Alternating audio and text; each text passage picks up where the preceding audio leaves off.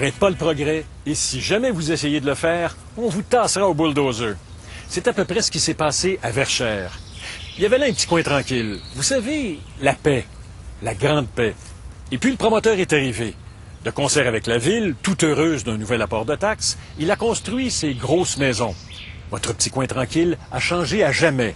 Ce changement, on vous l'a imposé sans vous demander votre avis. Mais le comble, c'est qu'on va vous forcer à payer pour, et ce sera cher.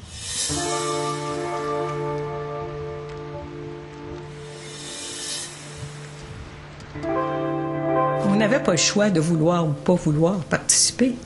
Le fait était accompli. La ville avait déjà toutes ses ententes avec le promoteur. Lucille Pichette ne se sent plus aussi bien qu'avant, chez elle, dans sa maison sur le bord du fleuve à Verchères.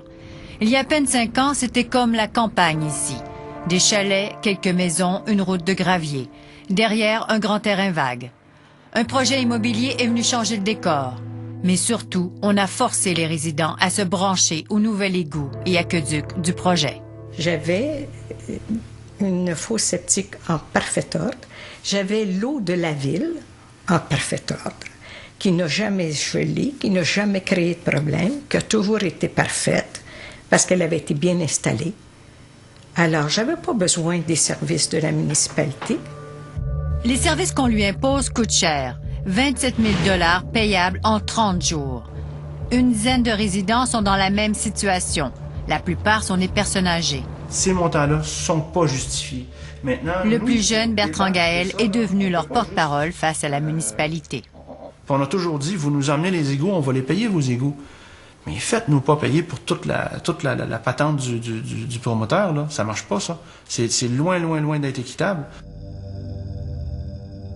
Un entrepreneur du coin a proposé à la municipalité un projet domiciliaire. 18 terrains, une rue, des infrastructures d'égouts et d'aqueducs. Un projet de 800 000 $, une facture divisée également entre 29 terrains, les nouveaux et les anciens. Eux ne nous demandaient pas seulement de payer pour les égouts, même si c'était le seul nouveau service qu'on recevait. Ils nous demandaient de payer pour les ingénieurs, pour l'asphalte, pour les trottoirs, pour l'aqueduc, le nouvel aqueduc, pour les zigzags de tout ce projet-là, puis il y en avait beaucoup que le promoteur avait décidé lui-même de faire pour maximiser la valeur de ces terrains. Les nouveaux propriétaires du projet ont payé les infrastructures dans le prix du terrain. La municipalité a proposé aux résidents qui habitaient déjà le secteur de faire un règlement d'emprunt pour étaler les paiements sur 20-25 ans. Si vous n'acceptez pas de signer ça, nous, on va de l'avant avec notre projet, puis à ce moment-là, vous allez recevoir votre facture et elle va être payable en 30 jours. C'est exactement ce qui s'est passé. Les gens ont refusé et aujourd'hui, l'offre ne tient plus. Vous n'étiez pas obligé de les consulter, les gens n'avaient pas... Nous avons rencontré le maire de Verchères qui défend ce projet commencé avant lui. Il est accompagné du directeur général, c'est lui qui connaît les détails. Et ces gens-là le savaient que s'ils prenaient la décision de ne pas avoir de règlement d'emprunt au début, ça ne serait pas possible après. Parce que la loi ne permet pas à une municipalité de faire un règlement d'emprunt après que les travaux soient faits. Un règlement d'emprunt, ça doit précéder les travaux. On dit non, c'est trop tard. Raymond Côté fait partie du groupe de dissidents.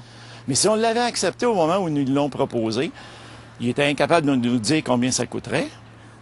Et là, on n'avait plus de recours. Parce qu'à partir du moment où on accepte qu'il y a un règlement d'emprunt pour répartir les coûts, on ne peut plus aller en cours, on ne peut plus rien contester. Alors, on se privait de tous nos droits. On s'est regroupés, puis on a fait une requête à la Cour supérieure, demandant à un juge d'annuler tout ça parce que c'était complètement farfelu. Ils ont perdu leur cause. La municipalité est dans son droit. Elle peut obliger ses citoyens à se brancher aux nouvelles infrastructures et à payer la note. Le juge conclut que les résidents en tirent un bénéfice. Légalement, on ne peut rien lui reprocher. Et quand on est allé en cause, c'est ce que le juge a reconnu. La municipalité n'a rien fait d'illégal. Reste à savoir si c'était logique, si ça avait du bon sens, si c'était respectueux des citoyens, mais pas du tout. La municipalité n'a jamais demandé aux citoyens s'ils voulaient ou pas de ce projet. Verchères et le promoteur les ont consultés sur certains aspects, sans toujours tenir compte de leur opinion. Est-ce qu'on vous a consulté? Consulté? Oui. On m'a dit, où voulez-vous votre droit de passage? J'ai dit, je le fais à droite, on me l'a fait à gauche. La municipalité a défendu les intérêts du promoteur, avant tout, contre les citoyens. Alexandre Bellil est entré en politique municipale pour contester le projet de la rue Chagnon, qu'il connaît bien puisque son père y habite. C'est le mouton noir du conseil municipal. Je pense qu'on a fait une erreur, qu'on n'a pas procédé de la bonne façon, qu'on aurait donc dû dialoguer davantage. Puis honnêtement, afin de faire des liens, au lieu d'essayer de tout pousser pour d'imposer aux résidents. Puis c'est sûr, puis je me mets à la place des résidents. Moi non plus, j'accepterais pas j'accepterais pas une situation comme celle-là.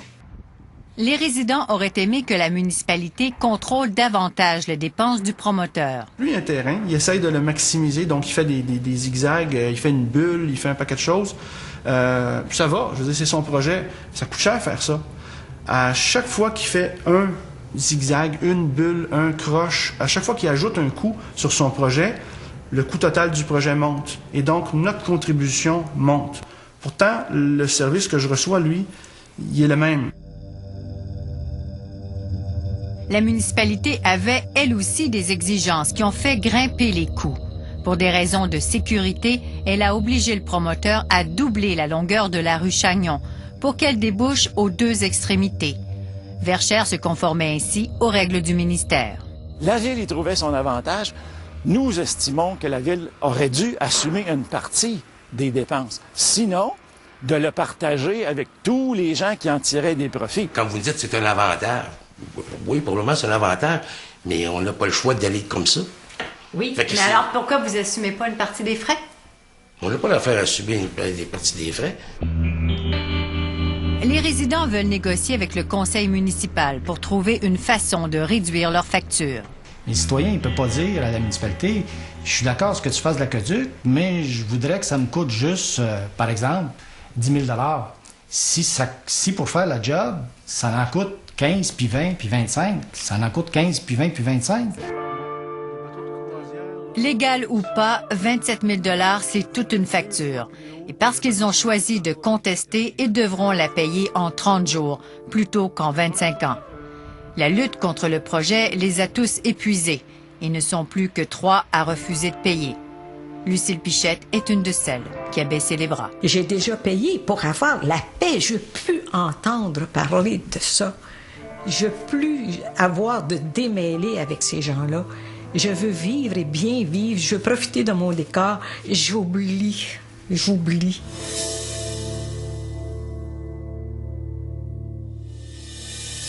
La belle rue asphaltée, l'aqueduc, l'égout, sans oublier la borne d'incendie toute neuve, et puis la proximité de maisons cossues. Tout ça a fait grimper l'évaluation de ces petites maisons. Donc, en plus du 27 000 $, leurs taxes municipales vont augmenter. Par contre, la valeur marchande de ces maisons va monter elle aussi. Pensez-vous vraiment que ça peut consoler Mme Pichette?